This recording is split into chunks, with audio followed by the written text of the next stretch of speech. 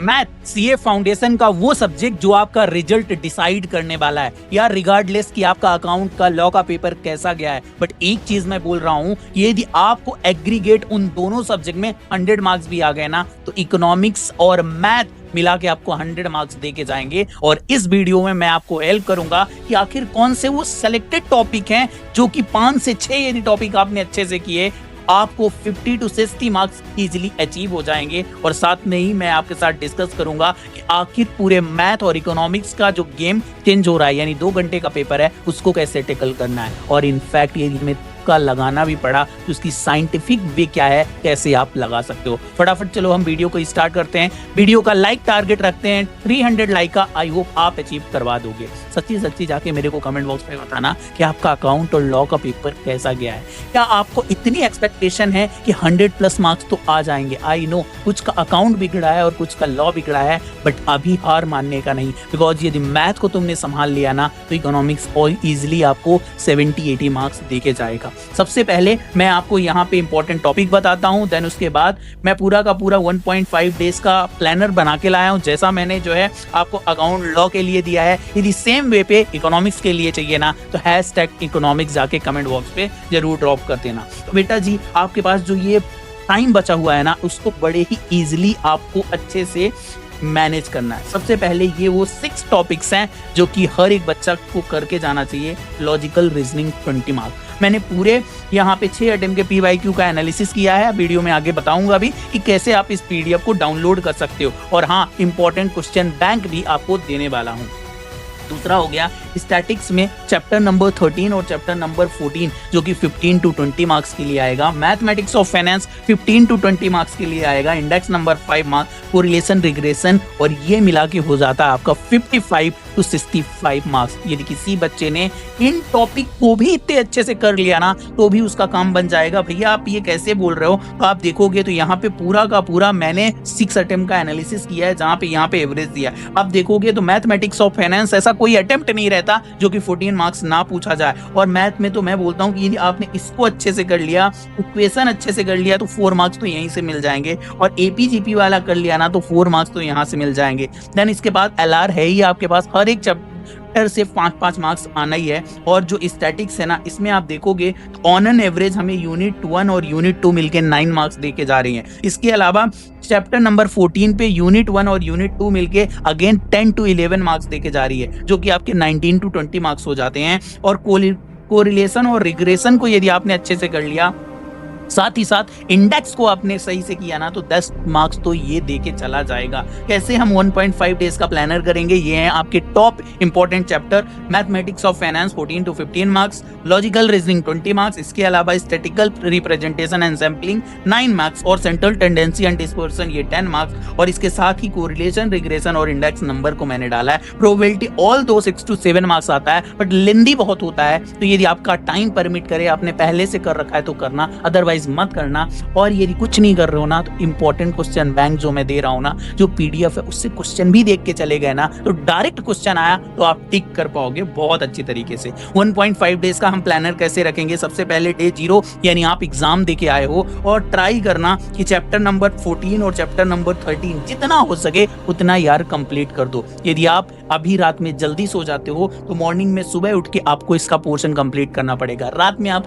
देर तक जग पाते हो तो अगली मॉर्निंग के लिए आपको मैथमेटिक्स ऑफ फाइनेंस, जहां पे मैंने 2.5 आवर्स आपके लिए दिए हैं, उसके साथ ये आपको मिल जाएगा इंडेक्स नंबर। इंडेक्स नंबर हमारा कितना, इसमें मैं मान रहा हूं तकरीबन 2 से 2.5 घंटे आपको लग जाएंगे। और इसके साथ ही कोरिलेशन रिग्रेशन को आपको बहुत अच्छे से करना है। देन हमारा जो है नेक्स्ट डे आ जाता है, और जो कि इंपॉर्टेंट डे होगा, जहां पे आपको करना है number of series equation, linear equation. यदि आपने ऑलरेडी किया है तो आपको अच्छे से करना है। इसके अलावा परम्यूटेशन, कॉम्बिनेशन, प्रोबेबिलिटी के लिए, थ्योरेटिकल डिस्ट्रीब्यूशन के लिए ये एस्टिमेटेड मैंने टाइम दे दिया है, जिसको आप फॉलो कर सकते हो। एग्जाम डे पे सिंपल सी बात है, ये सेट रिलेशन फंक्शन 1 से 1.5 घंटे दोगे तो हो जाएगा। और यदि आपको कैलकुलेस करके जाना है, बिकॉज जिस बच्चे को 80-70 जैसे मार्क्स चाहिए तो उसको तो सारा कुछ कंप्लीट करना पड़ेगा। बट मोस्ट इंपॉर्टेंट कि आप एग्जाम हॉल में जाने से पहले अपने सारे वो कैलकुलेशन, सारे के सारे वो फॉर्मूला, और आपने जो भी रिमार्क कर रखा है कि यहाँ पे गलती हो रही है, उसको जरूर रीड करके जाना, क्योंकि आपके एग्जाम में वो बहुत ज्यादा काम आने वाला है। इस वीडियो में आप यहाँ तक हो और वीडियो को लाइक नहीं किया, फटाफट लाइक कर लो, चैनल को सब्सक्राइब कर लेना, क्योंकि तुम्हारा भाई ऐसे इकोनॉमिक्स के लिए आपके डिमांड पे वीडियो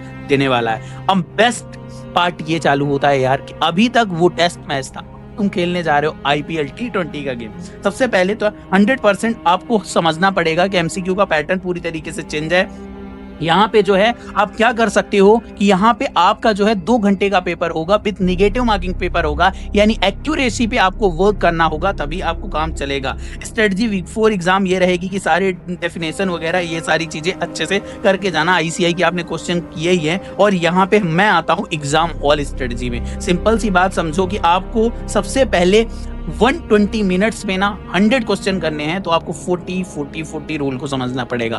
फर्स्ट 40 मिनट्स यानी 2 बजे आपके पास पेपर आएगा, इसमें 1 to 100 पूरा क्वेश्चन पेपर स्कैन कर देना, और जो क्वेश्चन आ रहे हैं ना उनको चुपचाप कर देना, पेंसिल से टिक करना है, ध्यान रखना। और मैं आपको गारंटी देता हूं कितना भी टिपिकल पेपर आ जाए, आपसे 25 से 30 मार्क्स के एकदम आते हुए क्वेश्चन दिखेंगे फर्स्ट 40 मिनट में। अब अगले हमारे 40 मिनट आ रहे हैं जो कि क्रूशियल है। इस 40 मिनट में हमें केवल और केवल उन ऑप्शन को टिक करना है जो कि 2 ऑप्शन ऑलरेडी एलिमिनेट हो चुके हैं, 2 ऑप्शन में कंफ्यूजन है, और ये करते हुए यदि आपने 25 क्वेश्चन 20 क्वेश्चन भी सॉल्व कर दिए ना, तो आपका 40 प्लस मार्क्स हो चुका है। Still you have 40 minute in your hand, और इस 40 मिनट में वो क्वेश्चन करने जो कैलकुलेशन कर रहे हो, रफ वर्क कर रहे हो, पीछे आपके कॉपी के रहेगा, और ये करते हुए करना। यदि किसी क्वेश्चन में श्योर शॉर्ट ना हो ना, तो प्लीज उसको ब्लैंक छोड़ देना, बिकॉज निगेटिव मार्किंग जो है आपको बहुत ज्यादा सताएगी।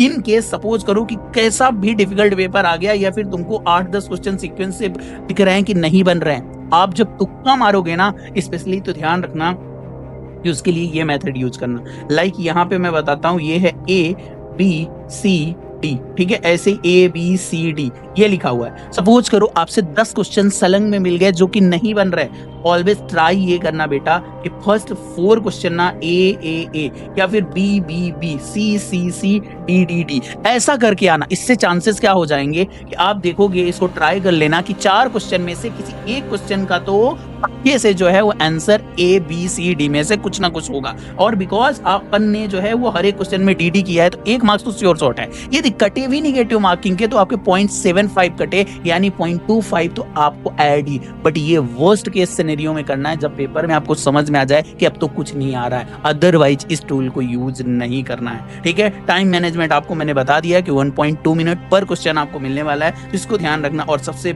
मिस्टेक जो होती है कॉमन बच्चे करते हैं, अब यहाँ पे मैं बता देता हूँ कुछ कॉमन मिस्टेक जो बच्चे करते हैं। सबसे पहली चीज की यहाँ पे अनअटेम्प्टेड जो है वो MCQ रहने देना, कोई दिक्कत नहीं, मैंने आपको बताया। जिनके लॉजिक आपको नहीं समझ में आ रहे हैं, श्योर शॉर्ट नहीं हो, छोड़ देना। इसके अलावा changing answer without valid reason, आप होते होगे कई बार हमने टिक कर दिया, फिर दिमाग में आता है नहीं इसका आंसर चेंज कर दे। जब तक आपके पास क्लियर कट लॉजिक नहीं है, तो प्लीज उसको चेंज मत करना, ठीक है। ब्लाइंड गेस बिल्कुल भी मत करना, और ICI की लैंग्वेज को इग्नोर मत करना। सेम देखा दिखाया क्वेश्चन लगेगा, बट ICI लैंग्वेज में कुछ खेला कर सकता है। गोल्डन रूल यही रहेगा यार कि सारे क्वेश्चन को आप डीपली पहले पढ़ो, देन उसके बाद उसका ऑप्शन पढ़ो, और उसके बाद जो है गोले लगाओ।